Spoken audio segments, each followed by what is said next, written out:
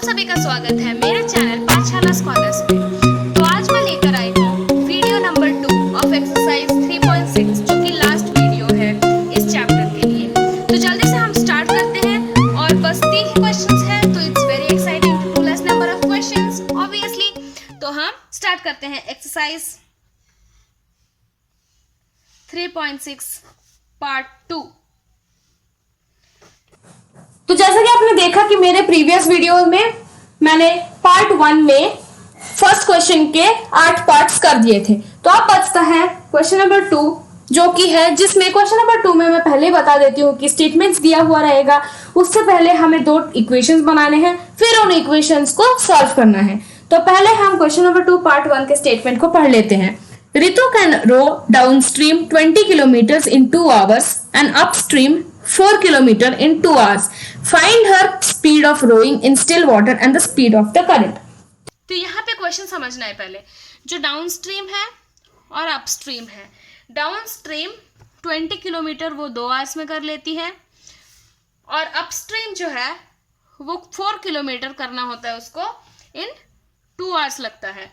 तो हमें क्या करना है, रोइंग का स्पीड फाइंड आउट करना है और current, speed of current. Current यहाँ का मतलब है वाटर करंट। तो हम देख लेते हैं इसको कैसे करना है। हमें हमेशा याद रखना है, ये बहुत ही इंपॉर्टेंट है। ऐसे टाइप के जो क्वेश्चन है बोट, रोइंग एंड ऑल, उसके लिए अपस्ट्रीम डाउनस्ट्रीम होता है। तो अपस्ट्रीम के लिए हमेशा ये होता है कि x माइनस वाई होता है स्पीड किलोमीटर पर आवर। हमेशा अपस्ट्रीम के लिए याद रखिएगा आप लोग, x माइनस वाई करना है।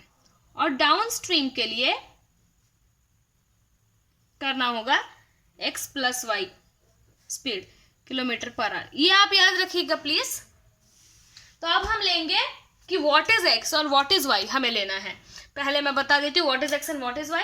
तो हम स्पीड ऑफ स्ट्रीम लेते हैं x, स्पीड ऑफ स्ट्रीम हम लेंगे x किलोमीटर पर आवर, और फिर हम स्पीड ऑफ स्ट्रीम लेंगे y किलोमीटर पर आवर, और speed of Ritu in still water x kilometre per our. इसका मतलब बनता है जब स्टिल है वाटर उसमें ऋतु की स्पीड हम लेंगे x किलोमीटर पर आवर और स्पीड ऑफ स्ट्रीम हम लेंगे y किलोमीटर पर आवर। उसके बाद हमें ये लिखना है अपस्ट्रीम में x माइनस वाई होता है, मतलब still water minus the speed of stream, और डाउन स्ट्रीम में स्टिल वाटर को के साथ स्ट्रीम को प्लस करना होता है। अब हम क्वेश्चन की ओर चलते हैं। तो हमें बोला है डाउन स्ट्रीम 20 किलोमीटर्स इन 2 आवर्स। डाउन स्ट्रीम के लिए हमें ये यूज करना है 20 किलोमीटर्स इन 2 आवर्स। 2 आवर्स मतलब यहाँ पे 2 मल्टीप्लाई करना है और उसको इक्वेट कर देना है 20 से। तो हमें ये मिलेगा x plus y equals to 10। Next जो है बोला है upstream 4 kilometre in 2 hours. 2 hours upstream मतलब x माइनस वाई लेना है, x माइनस वाई के साथ हमें 2 आवर्स मल्टीप्लाई कर देना है, इक्वल्स टू 4 करना है। तो x माइनस वाई निकल के आता है 2। ये हो गया हमारा सेकेंड पार्ट। अभी हमें 2 इक्वेशंस मिल गए which is x plus y equals to 10 and x minus y equals to 2। अभी हम इन दोनों को ऐड करेंगे, 2x plus y minus y cancel हो गया, इक्वल्स टू 12। x बन के आता है हमारा 6। तो x 6 हो गया। x क्या लिया था हमने, speed of Ritu in still water, वो हो गया 6। अभी हमें क्या चाहिए, y निकालने के लिए हम यहाँ पे सब्सटीट्यूट करते हैं, x minus y equals to 2, 6 minus y equals to 2, y equals to 4। तो y आ गया हमारा 4। तो इससे हमें क्या पता चलेगा कि स्पीड ऑफ स्ट्रीम, तो यहाँ पे लिखेंगे हम speed of stream equals to 4 kilometre per hour. हम यहाँ पे क्या लिखेंगे, स्पीड इन स्टिल वाटर, ऋतुज speed in still water equals to y लिया था हमने, नहीं हमने क्या लिया था, x लिया था, तो वो हो जाएगा 6 किलोमीटर पर आवर। तो ये हो गया हमारा क्वेश्चन नंबर 2 पार्ट 1। अब हम चलते हैं पार्ट 2 की ओर। पार्ट 2 पढ़ लेते हैं। 2 women and 5 men can together finish an embroidery work in 4 days. इनके लिए चाहिए 4 days. While 3 women and 6 men. 3 women, 6 men can finish it in 3 days. Find the time taken by 1 woman alone to finish the work and also by 1 man alone. तो हमें ये सब दिया है, हमें 1 man और 1 woman का टाइम निकालना है, काम खत्म करने के लिए उनको कितना टाइम लगा.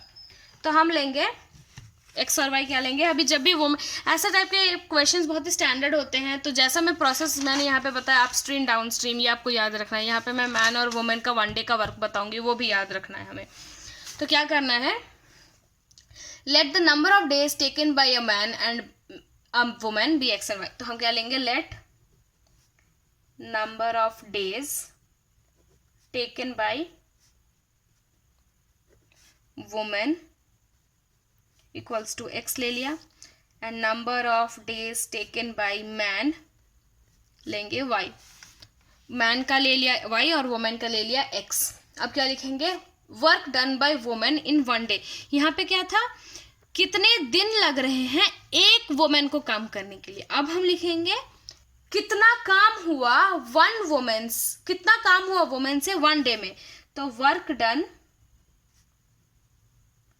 बाय वुमेन इन 1 day वो हो जाएगा 1/x. Work done by man in 1 day वो हो जाएगा 1/y. तो इतना ले लिया हमने. अब क्वेश्चन क्या है, 4 days लगता है 2 वुमेन 5 मैन के लिए. तो हम 4 से मल्टीप्लाई करेंगे. क्या मल्टीप्लाई करेंगे, 2 वुमेन मतलब 2/x, 2 into 1/x होता है 2/x, प्लस 5 मैन दिया था, सो 5/y इक्वेट 1. इतना हो गया. अब क्या करेंगे, 2/x plus 5/y equals to 1/4. ये हो गया पहला इक्वेशन. नेक्स्ट चलते हैं हम इस पे. सो 3 days चाहिए, सो 3 मल्टीप्लाइड बाई 3 वुमेन. 3 वुमेन मतलब 3/x plus 6 man 6/y equates 1. सो यहाँ पे 3/x plus 6/y equals to 1/3. ये हो गया सेकेंड इक्वेशन. अब हमें सॉल्व करना है जैसे कि हमने क्वेश्चन नंबर 1 में किया था फर्स्ट वीडियो में, तो ऐसे ही करना है हमें. तो 1/x और 1/y को हमें p और q लेना है. तो let 1/x equals to p and 1/y equals to q. ये ले लिया हमने. तो हमारा क्या निकल के आता है, 2 equation, 2p plus 5q equals to 1/4 और दूसरे equation 3p plus 6q equals to 1/3. Multiply cross multiply कर देंगे, विच मीन्स हम 4 से मल्टीप्लाई कर देंगे पूरे इक्वेशन को, तो हमें मिलेगा 8p plus 20q equals to 1. और इसको हम 3 से मल्टीप्लाई कर देंगे इस इक्वेशन को, तो हमें उसमें मिलेगा 9p plus 18q equals to 1. तो अब हम स्टैंडर्ड फॉर्म में लिखेंगे ताकि हम क्रॉस मल्टीप्लिकेशन मेथड से सॉल्व कर सके. तो क्या लिखना है, 8p plus 20q minus 1 0, 9p plus 18q minus 1 0. अब लिखेंगे हम p by minus 20 minus of minus 18 equals to q by minus 9 minus of minus 8 equals to 1/144 minus. अब आएगा p by minus 2 q by minus 1 equals to 1/-36. अब हमें equate करना है. Equate करने के लिए हम क्या करेंगे, p by minus 2 equals to 1/-36. तो p निकल के आ जाएगा 1/18. अब q by minus 1 equals to 1/-36 करेंगे तो q आ जाएगा 1/36. तो हमें p और q मिल गया है. अब हम इक्वेट करेंगे 1/x और 1/y से. तो हम यहाँ पे लेंगे 1/x इक्वल्स टू 1/18. तो यहाँ पे आएगा x इक्वल्स टू 18. यहाँ पे लेंगे 1/y इक्वल्स टू 1/36. y आ जाएगा 36. तो हमने x और y यहाँ पे क्या लिया था, number of days taken by women and man. So number of days taken by a women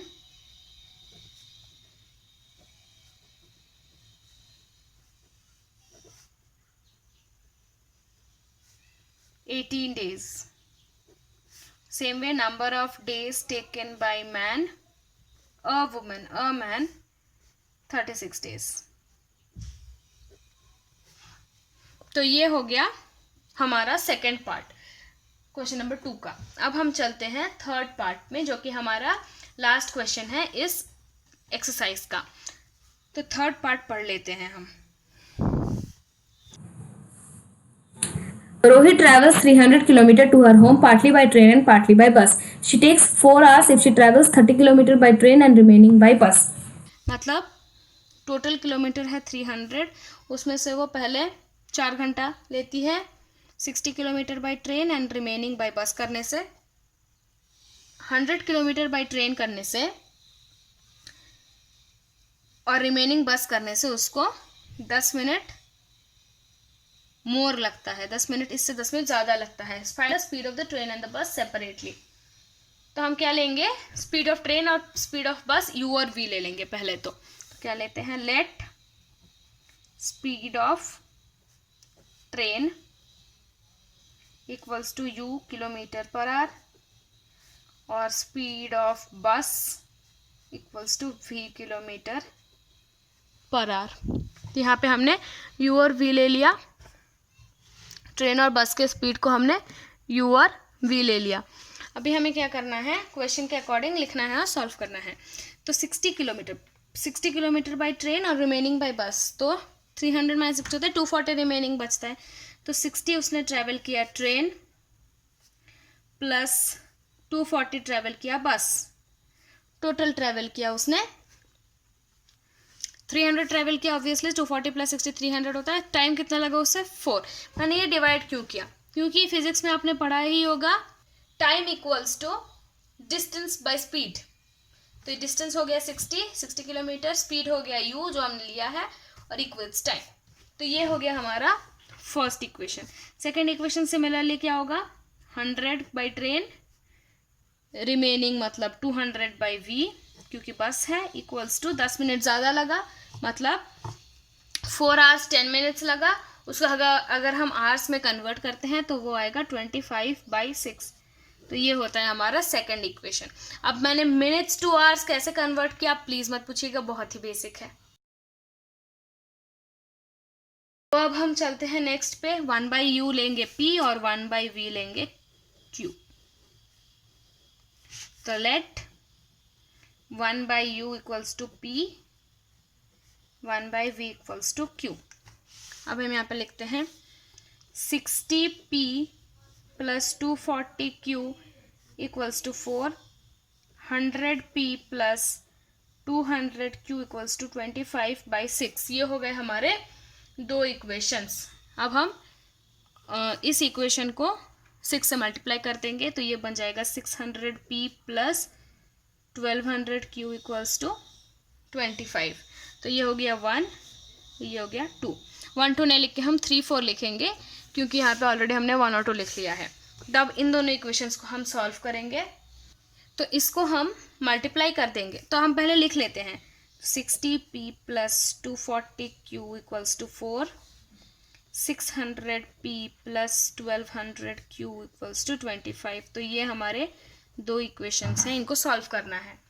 तो फर्स्टली हम क्या करेंगे, इसको 10 से मल्टीप्लाई कर देंगे ताकि p की वैल्यू, p की जो कोएफिशिएंट है वो इक्वेट हो जाए इसको ऐसे। सो 3 × 10 करने से क्या मिलेगा, 600p plus 2400q equals to 40। यहाँ पे तो already 600p plus 1200q equals to 25 है, तो हम इसको माइनस करना है। माइनस करने से sign change, plus 600p minus 600p, 2400q minus 1200q कितना होगा, 1200q इक्वल्स टू 40 माइनस 25। तो q हमारा आता है 15/1200 विच इज़ 1/80। तो q आ गया हमारे पास 1/80। अब हम इसको सब्स्टिट्यूट करेंगे इक्वेशन में, इसमें, ताकि हमें p की वैल्यू मिले। तो 60p plus 240q is 4, 60p plus 240 into 1/80 equals to 4 आता है। इसको हम जब सॉल्व करेंगे तो हमें मिलेगा p इक्वल्स टू 1/60। तो p और q की वैल्यू हमें मिल गई है 1/60 और 1/80। तो अब हमें 1/u और 1/v की भी मिल जाएगी। तो 1/u equals to 1/60, u equals to 60, यही रही हमारी u की वैल्यू। अब v की वैल्यू क्या है, 1/v equals to 1/80, v equals to 80। तो इसी से हमें पता चलता है कि u हमने लिया था ट्रेन और v लिया था बस। तो स्पीड ऑफ ट्रेन इज 60 क्योंकि u हमने ट्रेन लिया था। Therefore speed of train equals to 60 kilometre per hour and speed of bus equals to 80 kilometre per hour. इसी के साथ हमारा ये जो लास्ट क्वेश्चन था, क्वेश्चन नंबर 2 का और 3.6 एक्सरसाइज का भी, वो हमने सॉल्व कर लिया। आज मैंने अपने व्यूअर्स के लिए एक स्पेशल ऑफर अपने डिस्क्रिप्शन बॉक्स में डाला है।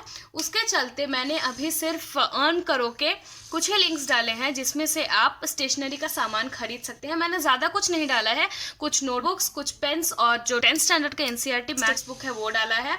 उस लिंक्स को अगर आप यूज़ करते हैं तो आपको एक्स्ट्रा डिस्काउंट मिलेगा। और नीचे इन्वाइट लिंक भी है, उस इन्वाइट लिंक से अगर आप अर्न करो ज्वाइन करते हैं तो आपको फर्स्ट ट्रांजैक्शन में 30% डिस्काउंट मिलेगा।